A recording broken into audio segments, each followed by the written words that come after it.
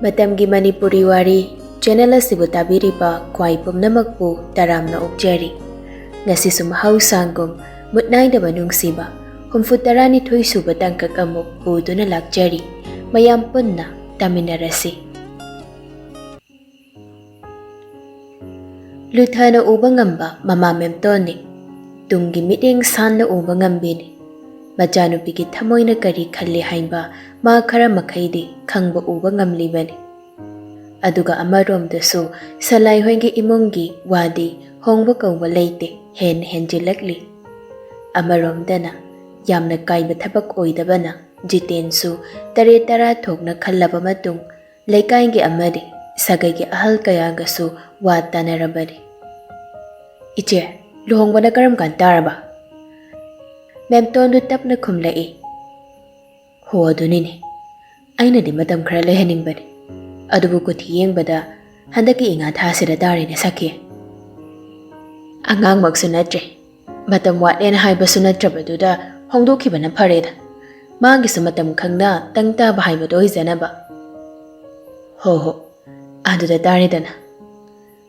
Iche nangse naraibakti yamna phai.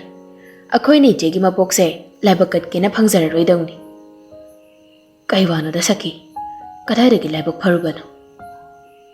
Haima kaigi phatani gene je icha imau haire kaya da phariba ichegi maudugum aphabi mau khonseda ani shuna leite ing lauradana masakna marol ama phazariba thogolon bibarna marol ama khangniba iche laibak phaba haibase sel paiba wata pada du khangna tene. Memton nokmi tumin tari. Iche nupi ani yawena kaya da maraibak phariba nuyengu asawa sangi imung ojarasu anthokna phakre. Icha nupi singdo pamjabana muktoiba ngaiyak leite lakliba kalak jakre ichi hoigumna mathang mapoktadi laibak phabi oizage ko. Amadagi ama laikai aduda khul aduda salai hoigi imungna machanupi wa testing na pamjaba adu mayek singna khangbana laibak phai haina sonari. Kanana su phattaba romda puthokduna ngangnaba ngamnadri maminna makhongna urabanina. Asum tauna imung ani yanaduna luhongbagi matam adusu yamna thuna matam lepsinkri. Handakti shubona yadaduna magi araiba kharana hongjagi kanagisu mateng lawjararoi ngamjaba kharasina yami yamte haibiganu tattana haijai. Ajo macha khaidaba salaigi family ni somda awat pamta lehandana nupa mayumdudasu hanana thaurang pumba tawduna mau anawbigi ka aduda amata watana thamkrabani. Makhoina ngamjaba khara aduga ka adu pumthan hek thanba haibadu oire. Ibungo maya ja thaksiko. Santina cha puthokduna nahanupa maja mayam aduda piri. Numit humni watlingai aphaba numit ama yengduna hana nupigi potjai nupa mayumda thindoklakpani. Hai Santi chanabadi. Laimana hanglakpani. Awad apa laikhidra pakhajabani. Kittada mina tati haina kidra wajabani. Santi nokfet tongna khumlakli. Ichimse nanawna phanaba sinjari. Oh, phare edudi. Theibisu Thiyam silakpagi masadu ilumlum tharakpa matamni. Adubu tumina leiba haitabini mayam langlibaduda masu iyawda yawri. Somdadi nupado thabak tawfam lakfam khangdrabani. Theibina phiba maduga amada amuk jattuna kuilang baduda. Demikana Bima nang boirena potharaga layu haibanine. Mi marang sida tushin kosin tawradi phibam tariko. Yani mabo ithanda sum leihanbado boring amchi. Adubadi kuiraroida boring juba pharani. Nachela adi nangsu pothapam haidu oirani dana. Hai mabo Nachina nang punna hingmina basina hena padro. Ato poiradi kanana khangbano. Hayangwai mabuk jeli khoirak baso. Thembidu nokmi tari. Adunane mabok hoina haidu bahaibabu hayangwai phongba nachina nang nungsinana hingnadawni. Namasi kaigase nongmata khatnarakti. Aina su namasida pendaba nongmata sulairakti. Mana sulairamoi. Aphaba majat haibasidi akhoi miyoibana semdawni. Nungsina bahaibasina loinamak aphabada onthokhlakpani. Theibidu yamna munna tari, pukningdusu ihada haraungjari. Machina yum asida matam chuppagi oina magi nagda lengtana leirani khallubada. Mathakta mung tapli karaktuna mayamna pochai thangdok thangjin tawribadu ahai apa hek saraduna maso leptuna mana thokpa ma pangangda ngangli. Jango, kadainu sida? Tungdagi chawrap tawba khonjeltuna saurap hairakpaduda Thoibidu mamai leithoktuna nupaduda pairap yenglai. Midengdo. Adui midengdo. Adumaina yengnun haraba natro. Phatena. Yampungna yenghali natro. Phibamduga sida kadainu. Lepisu udro. Ihe. Wayam yamna halebo. As kainu khangde. Aingonda yengsanoy tawe. Arnabda mi mayam mamangduda wadu kana so haiba yandabana yarakta ngangduna tablap haibani. Thoibina pakhom pirakpa kuding khanglau launani khomdaklibadu. Ihe, Thoiba, kainun henangba. Bema senabada warani. Chalosi. Kainu khara yengsaluro. Arnabdu ikairap tawi. Mamalay mana hairakliba wahai aduda. Mi mayam mamangduda su yamna chopa taradra khanduna kaduda kithorakli. Mi maja nang nungaini. Lam hen he kheladana. Thoklamdaiduda Thoibida khara nakshinduna tablap hairambani. Thoibidi thawa sabiba natte. Nupaduna ngangliba wagado. Matamna kanaba shungairamde. Mathau masak khangbini. Nungzo nungsa khaida lepa leitana magi mathau pangthokbini. Luhongdringai mamangda nupa nupi anidu wari suksan sanade. Apam-pamda adu ada khajikta phangba hainade. Nupadudi phana kana wari sanaba hotnajabani. Adubu nupiduna matam sukpi pidabana upai leitre. Sumtongna luhongba numid adu yaurakladuna chatnabi matung inna ahal laman miyam amade isorda sakhi thamduna pumnamakna ayaba piduna sambi sanab anidu punsilay punsemkre. Kanaya ngang na inamse? Ako'y tachogi majani, nagsidro masakse. Inamsi man ba jagam yauri, kaida no di kandok pang kangri. Masakse kutong simtawi. Angang ni na saktaning mampawi mi. Laikay lay sabi mayam duna ritagi majanu pa apik pa angang aduda nungsi haindana yum sineri. Nupitin balag pada rita su yaurakpani. Thoibina angang adu pam duna mayam marak duda pamli. Laikay ki maunaha amana. Bija, nangbo nupi mayumlo, nupa mayumlo. Nupi edu ki wahay duda mayam du wawa no e. Thoibi shinokla duna. Adu na inama, moy na ichat ki suyade, ay na di chat ningi ba? Yade, mi mayam marang tawwa maphamda ka ne, chat pa yade ko. Soy ba se, kachikta ni. Amana mo, natinanaw nungay na ne, haraw na lay minaw ko. Nahanway daw na mong ne, sampoy na mitoram da na ne. Asi hari ka mayam daw moksu wawa nokli. Bija, angang mo tungkrabo. Hoy, tungkri na ma. Ako'y sa lagi, lamlapan ni na tingkra ni. Rita do Thoibida ki angang do tap na law do na pamkali. Aduga tinada, jalamday da, jamanga japi ani pido na makokto da nung sinanantay. Awa bahay ba do? Suklaglag na boy jaro. Napuroy magyamadi. Ahalaman gisiba ning tija na daw do na. Najano pa, nupipok do na panjaro ko'y biyama. Tinamapido na waw na namuksin tarak do na. Ritagi makuda do jet na paisila e. Tanik na bagkonjil na so hayragli. Inama, atay boram ta pamsade. Inama gumba nupi mo oy bangam jaro hayna bor bibiyo. Madudang ne, natya na supam jaba. Rita do nokmi tawra do na. Sese, icha na pamjaba do bang ne thongjaro. Nakukpawajik kanu ko. Rita ga tinanga mabani ki mataw do uraga Thoibi do hik kap thoragli. Pukning nungsi thokri ngay hagduda. Mataw adu da maunaha amana. Ihe, bija, kaigi kapino ne. Na jesi thamamaga nangjat kidaw natin ne. Kap kanu si. Asom na mayam do marang tawramba do suloy sinkri. Ichik hawri hain bayay. Nupi mayum hanki badudadi. ꯑꯗꯨꯕꯨ ꯅꯨꯄꯥ ꯃꯌꯨꯝꯒꯤ ꯃꯔꯨ ꯑꯣꯏꯕ ꯏꯃꯨꯡ ꯃꯅꯨꯡ ꯁꯥꯒꯩ ꯅꯥꯇꯩ ꯀꯌꯥ ꯑꯃꯗꯤ ꯆꯥꯛ ꯏꯁꯤꯡ ꯆꯥꯅꯕ ꯍꯥꯏꯗꯅ ꯁꯦꯝ ꯁꯥꯟꯅꯔꯤ꯫ ꯕꯣꯔꯒ ꯀꯩꯅꯥꯒꯗꯨ ꯆꯤꯌꯔ ꯑꯃꯃꯝꯗ ꯐꯝꯍꯟꯗꯨꯅ ꯅꯤꯡꯊꯤꯖꯅ ꯁꯦꯝ ꯁꯥꯔꯕ ꯆꯥꯛꯂꯨꯛ ꯑꯅꯤ ꯃꯥꯡꯗꯨꯗ ꯊꯝꯂꯤ꯫ ꯌꯥꯝꯕꯨꯡꯍꯥ, ꯏꯅꯝꯁꯤꯅꯕꯥꯅꯤ ꯆꯥꯛ ꯏꯟꯅꯗꯣꯏꯅꯤꯀꯣ? ꯊꯧꯉꯝ ꯂꯩꯁꯥꯕꯤꯗꯨꯒꯤ ꯋꯥꯍꯩꯗꯨꯗ ꯏꯀꯥꯏꯔꯞ ꯇꯧꯅ ꯑꯁ ꯑꯣꯟꯊꯣꯛꯄ ꯂꯩꯃꯅ ꯀꯩꯅꯣꯅꯦ ꯍꯦ ꯑꯆꯧꯕ, ꯋꯥ ꯌꯥꯝ ꯉꯥꯡꯅꯔꯣꯏꯁꯤꯀꯣ?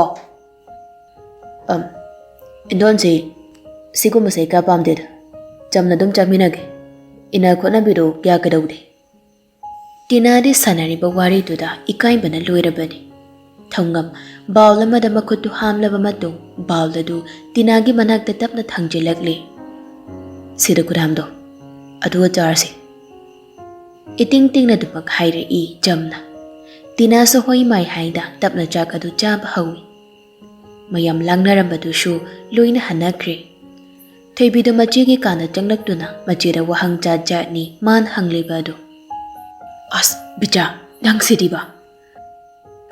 ꯏꯀꯥꯏꯔꯣ? ꯏꯀꯥꯏꯅꯨꯍꯦ, ꯁꯨꯝ ꯍꯪꯕꯅꯤ ꯀꯩꯅꯣ꯫ ꯑꯗꯣ ꯑꯁꯦꯡꯒꯤ ꯍꯣꯔꯦꯟ ꯌꯥꯝꯕꯨꯡꯍꯜꯒ ꯇꯨꯃꯤꯟꯅꯗꯣꯏ ꯅꯠꯇ꯭ꯔꯣ? ꯇꯤꯅꯥ ꯊꯣꯏꯕꯤꯒꯤ ꯋꯥꯍꯪꯗꯨꯗ ꯃꯃꯥꯏ ꯃꯃꯤꯠꯇꯨ ꯏꯉꯥꯡ ꯉꯥꯡꯁꯤꯜꯂꯤ꯫ ꯑꯣꯟꯊꯣꯛꯅ ꯃꯉꯥꯎ ꯊꯤꯈ꯭ꯔꯦ ꯂꯝꯍꯦꯟꯕꯤꯁꯤ꯫ ꯍꯪꯕ ꯌꯥꯕ ꯋꯥꯍꯪꯂ ꯃꯥꯅ ꯃꯆꯦꯗ ꯍꯪꯂꯤꯕꯁꯤ? ꯐꯝꯖꯥꯎꯗ ꯍꯥꯟꯅ ꯇꯨꯝꯃꯨ ꯍꯥꯏꯕꯅꯤ, ꯑꯗꯣ ꯑꯩꯕꯨꯗꯤ ꯇꯨꯝꯂꯛꯇꯦꯗ꯫ ꯑꯗꯣ ꯆꯤꯆꯦ, ꯍꯣꯔꯦꯟꯅꯦ ꯏꯇꯩ ꯍꯜꯅ ꯅꯅꯥꯛꯇ ꯆꯪꯂꯛꯄꯗ ꯇꯊꯤ ꯇꯧꯕꯤꯅꯨꯀꯣ, ꯌꯥꯝ ꯐꯕꯅꯤ ꯃꯣꯏ ꯃꯆꯤꯟ ꯃꯅꯥꯎꯁꯤ꯫ ꯌꯥꯔꯦꯕ ꯕꯤꯆꯥ, ꯅꯪꯕꯨ ꯋꯥꯗ꯭ꯔꯤꯕꯣ? ꯄꯣꯊꯥꯔꯨꯔꯣ ꯆꯠꯂꯣ꯫ ꯑꯁ ꯅꯥꯀꯣꯏꯅꯅ ꯇꯥꯟꯕ ꯃꯥꯜꯂꯤꯗ ꯅꯪꯒꯤꯗꯣ꯫ ꯍꯩꯃ, ꯃꯁꯤꯗꯤꯅꯦ꯫ ꯊꯣꯏꯕꯤꯗꯨ ꯅꯣꯛꯃꯤꯒ ꯇꯧꯔꯗꯨꯅ ꯆꯤꯆꯦ, ꯑꯩꯗꯤ ꯌꯥꯝ ꯍꯔꯥꯎꯏꯗ꯫ ꯅꯍꯥꯟꯋꯥꯏ ꯌꯨꯝꯗ ꯂꯩꯃꯤꯟꯅꯕ ꯑꯗꯨꯃꯥꯏꯅ ꯑꯩꯅ ꯊꯕꯛ ꯇꯧꯕ ꯇꯜꯂꯁꯨ ꯆꯤꯆꯦꯅ ꯇꯧꯕꯤꯌꯨꯀꯣ꯫ ꯑꯩꯅ ꯇꯨꯝꯃꯒ ꯂꯩꯔꯁꯨ ꯏꯆꯤꯟ ꯏꯅꯥꯎꯅꯤꯅ ꯁꯥꯎꯅꯔꯔꯣꯏ꯫ ꯑꯇꯣꯞꯄ ꯑꯣꯏꯔꯗꯤ ꯁꯥꯎꯅꯗꯣꯏꯅꯤꯀꯣ, ꯃꯥꯅ ꯇꯨꯝꯅ ꯂꯩꯔꯒ ꯑꯩꯅ ꯃꯥꯒꯤ ꯆꯥ ꯂꯣꯟꯕꯤ ꯀꯥꯏꯅꯒ꯫ ꯇꯤꯅꯥꯗꯨ ꯅꯣꯛꯂꯗꯨꯅ ꯍꯣꯏꯅꯦ, ꯆꯤꯆꯦꯅ ꯂꯣꯏꯅ ꯇꯧꯕꯤꯅꯤꯁꯦ, ꯑꯗꯨꯒꯤ ꯋꯥꯕꯨ꯫ ꯑꯗꯣ ꯍꯥꯟꯅꯗꯧꯅ ꯐꯨꯕꯗꯨꯗꯤ ꯐꯨꯔꯅꯨ, ꯍꯧꯖꯤꯛꯇꯤ ꯏꯀꯥꯏꯌꯦꯕ ꯃꯤ ꯃꯃꯥꯡꯗ꯫ ꯑꯉꯥꯎꯕꯤꯁꯤꯗꯤ꯫ ꯑꯗꯣ ꯆꯦ, ꯅꯪꯗꯤ ꯍꯔꯥꯎꯗ꯭ꯔꯣ ꯑꯩꯒ ꯄꯨꯟꯅ ꯂꯩꯃꯤꯟꯅꯕꯁꯦ?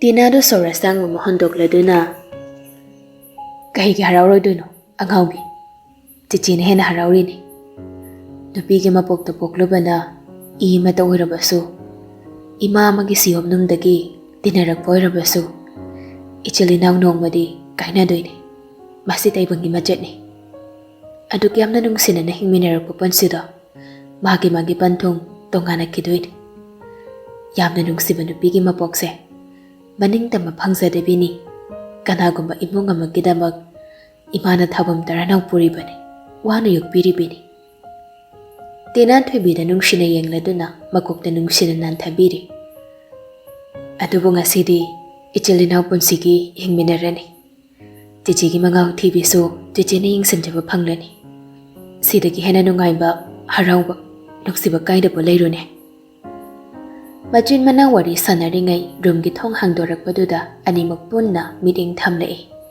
ꯊꯧꯉꯝꯗꯨ ꯃꯁꯥ ꯇꯅꯥꯟ ꯆꯪꯂꯛꯂꯤꯕꯗꯨ ꯎꯕꯗ ꯑꯩ ꯆꯠꯂꯒꯦ ꯆꯤꯆꯦ, ꯆꯤꯆꯦꯁꯨ ꯄꯣꯊꯥꯔꯣ꯫ ꯑꯩ ꯂꯥꯛꯄꯩꯔꯣ ꯆꯠꯇꯣꯏꯁꯤꯕꯣ?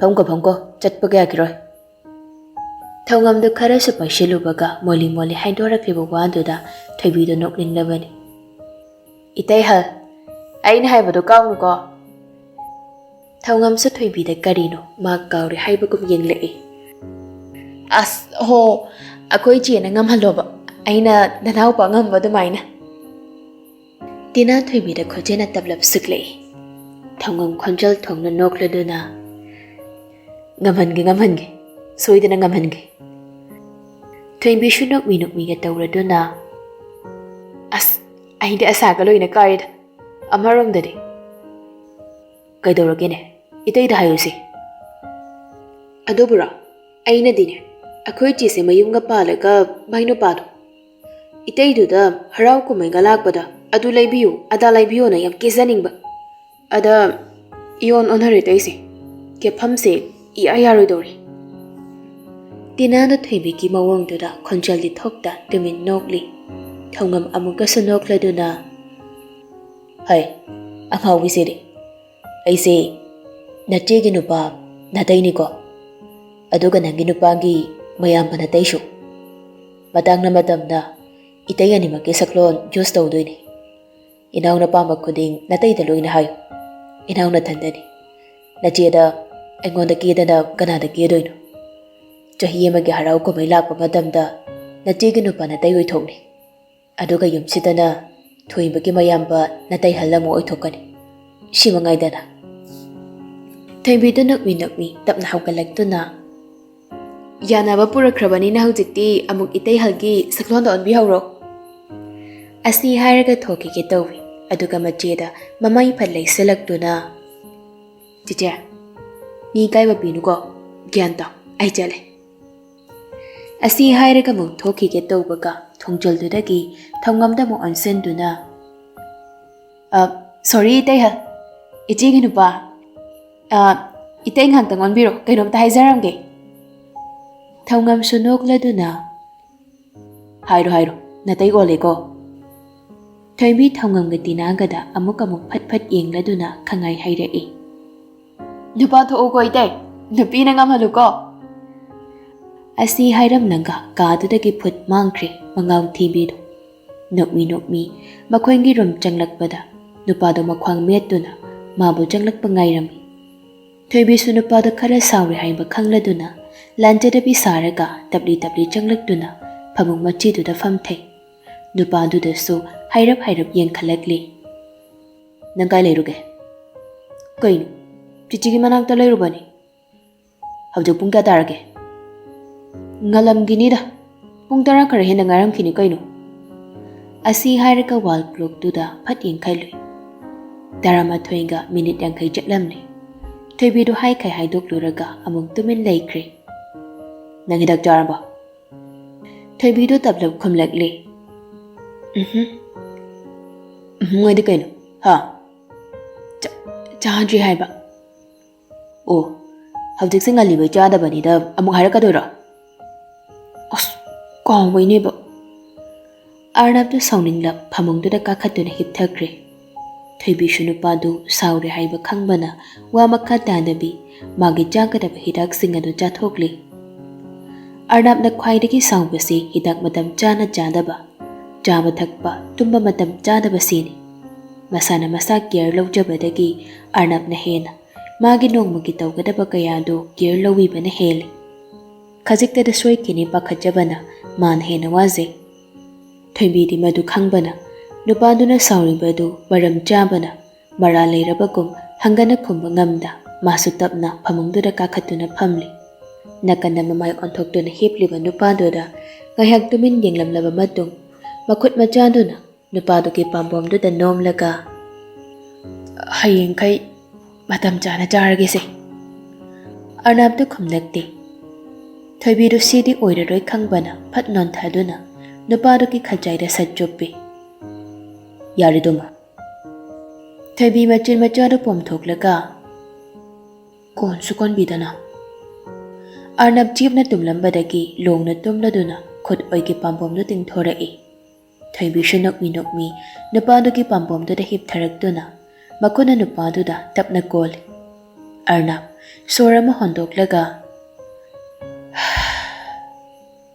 lamyam heli. Haina tanaba yade. Ayam wahali. Lanjareba. Hayengkai haiba illageba. Nasana nasabu gear suklo lawdrisibu kaigira. As, kahaway nemi. Ado ay lanjareba. Aina warisi nangna kemta khangde. Hoy ba, ado lanjareba. Nangna khongthangduna chatpagi khongthangdu adu ubada aini hena wai. Nangna netlugadaba mafamduda kari leiramgadagi nangbu awaba puba yaba sokpa yaba leiramgadra haidana de munnani yengliba masi nangnadi khangde. Lanjari haraga nangna waramgadaba aina mahut simbiba yaragadi silamgadawni khajikta fawa wahaningde masi sunang khangde. Mina lanjari haraga Nasana dom khangnate haise nang hege kaw kum taw. Matam sujelakpa haise yamna waba matamne. Nang waramgani khanbada aina hena sor honba wai. Masisu nang khangde. Hoiba khangeba. Adu lanjari haiba. Arnab wa makha tarakidre tapna mamit ushinduna laikri. Thaibido ngahak tumin leiramlaba matong tapna hairakli. Sumaina lohongbagi ahingsa yampungidi thamo yam kairamni ko. Aibudi sauribani na kaimta khangdri. Ado yampungdi thamo yam soamni ko. Arnab tu mamit tapna pangthoraktuna thaibida yenglei. Thaibina tapna yamba nang thamo yam sokbra aina tati haingibada. Arnab thaibibu tapna konshinbirai. Thaibina kari khalli haiba ma uba phangkhrabani. Haukraba punsigi thaudokda isa wahaliba misakto apangbu kawi. Aduna nangdi asingbi nupi mo oisiko. Yamba tai nang thamoy kaibra. Yarese potharo. Ngasai marang nasado tukthanoy phazana potharo. Thaibidu khonjaldu kahina daptharaduna yam sathina lanjari. Lali haina lisingla khairasu pelera. Ai lanjari yamba. Amuk hana puba ngamlaroidaba mikup adugidamak ai yam thina lanjari. Arnab thaibibu mathada chena konsinbiraduna aigide pomnamak penjakre.